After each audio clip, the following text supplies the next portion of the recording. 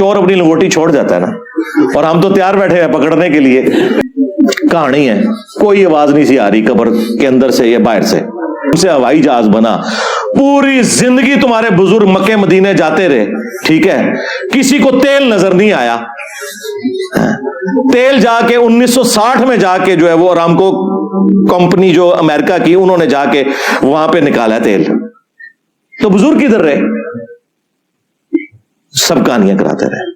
अच्छा, अब मैं आपको बताऊं, मुस्लिम शरीफ में लिखा हुआ है, बनु सलमा एक चौराहे पर खड़े हुए थे, नबी इस्लाम पास से गुजरे, आप सल्लल्लाहु अलैहि वसल्लम ने पूछा किस लिए खड़े हो? तो उन्होंने कहा या रसूलल्लाह, हम दूर गांव एरिया से आते हैं तो नमाज में लेट हो जाते हैं, हमने इरादा किया कि हम मस्जिद नबवी शरीफ के पास मदीना शरीफ में ही शिफ्ट हो जाते हैं ताकि नमाज पे हम टाइमली पहुंच जाएं। तो आप सल्लल्लाहु अलैहि वसल्लम ने फरमाया कि तुम लोग जितने कदम चल के आते हो ना, तो उतना सवाब तुम्हारे नामा अमाल में लिखा जाता है। तो फिर बनु सलमा ने मदीना शरीफ में शिफ्ट होने का इरादा तर्क कर दिया। आप मुझे बताएं, उस वक्त रसूलुल्लाह ने यह मशवरा क्यों नहीं दिया कि उड़ के आ जाया करो, बाद में बाबे जो उड़ेंगे? ओ भाई, कोई नहीं था उड़ता। इसका मतलब सहाबा इकराम को एक्टिंग भी नहीं कर रहे थे, वो नहीं उड़ सकते थे बेचारे, इसीलिए मदीना शरीफ शिफ्ट हो रहे थे।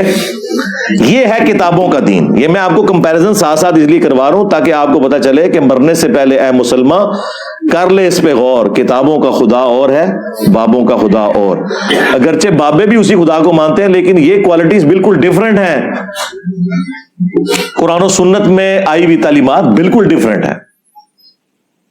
इस तरह की तालीमात ये लोग पब्लिक के अंदर मशहूर कर रहे होते हैं। अगले दिनों वो बापा जानी की एक वीडियो, उसके ऊपर उनके जो सैकड़ों हजारों मुरीदीन सुभान अल्लाह पढ़ रहे हैं। वो कह रहे हैं जी हमारे एक मुफ्ती थे दावत इस्लामी के, तो वो फौत हो गए, उनकी कब्र के ऊपर एक मदनी काफिला हाजिरी के लिए गया, तो कहते हैं अंदर से किरात की आवाज सुनाई दे रही थी और जोर की नमाज थी। मुफ्ती दावत इस्लामी की बारगाह में, तो उन्होंने वो बताया कि हम इस वक्त मुफ्ती दावत इस्लामी कुद्दस सिर्रुस्सामी के मज़ार पर हाजिर हैं, और हम दोनों ने हम दोनों ने बिल्कुल होशो हवास में अपने कानों से सुना कि अंदर में बाजमात नमाज पढ़ी जा रही है, अंदर में नमाज पढ़ी जा रही है, बाकायदा किराअत सुनाई गई हमको। जोहर का वक्त हो तो बाकायदा वो किराअत सुनाई दी गई, जोहर का वक्त हो तो बाकायदा वो किराअत सुनाई दी गई, जोहर का वक्त हो तो बाकायदा वो किराअत सुनाई दी गई, और सलाम फेरने के बाद अल्लाहुम्मा अंतस सलामों की दुआ भी हमने सुनी। अंदाजा करो, और नीचे लोग सुभान अल्लाह पढ़ रहे हैं। इससे आप अंदाजा लगाएं कि इनके ऑडियंस कितना अपना दिमाग इस्तेमाल करते हैं। जोर की नमाज में तो किरात ऊंची होती ही नहीं है। कहानी है, कोई आवाज नहीं सी आ रही कब्र के अंदर से या बाहर से। ऐसे नहीं होता मेरे भाई। सहाबा इकराम का स्टेटस मैं आपको बताऊं, कब्र तो बहुत दूर की चीज है।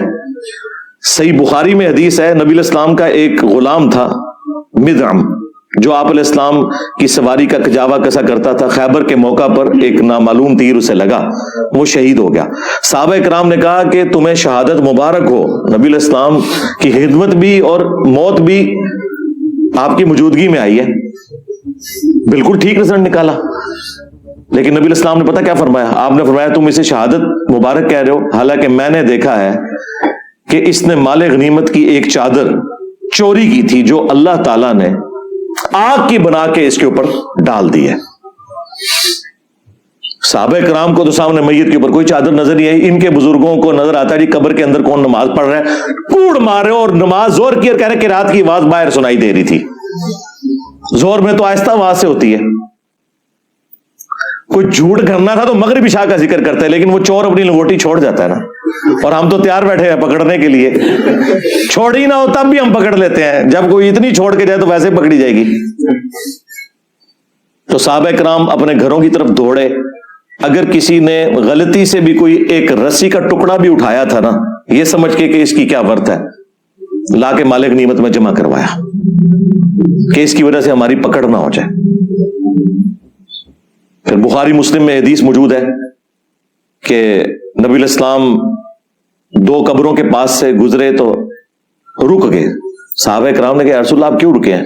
فرمایا ان 2 قبر والوں کو عذاب ہو رہا ہے. صحابہ کرام کو تو نہیں قبر کا عذاب نظر آیا, ان کے بزرگوں کو کشف القبور ہوتا ہے, جی آخرت کا بتا دینا, اور چھڑ دو آخرت 10 دن دینا.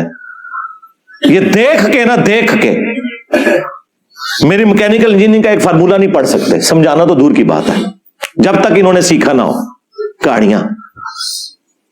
اور دیکھیں یہ باپا جانی جو ہے نا, یہ کئی بار درس دیتے ہوئے نا اینک لگائی ہوتی ہے انہوں نے, اور جو لوگوں کے دلوں کے حال جانتے ہیں وہ سامنے پیڈ سے پڑھنے کے لیے ان کو اینک لگانی پڑتی ہے. اور زوم کر لیا کرو اینج کر کے, کم از کم انجینئر صاحب دے فتوے تو بچ جاؤ. اینک کے بغیر جو سامنے لکھا ہوا اردو نہ پڑھ سکے وہ دل کے حال جانے گا. کہانیاں کرانیاں بند کرو, جھوٹ اپنی طرف سے چیزیں بنا بنا کے مارکیٹ میں پھینکتے ہیں.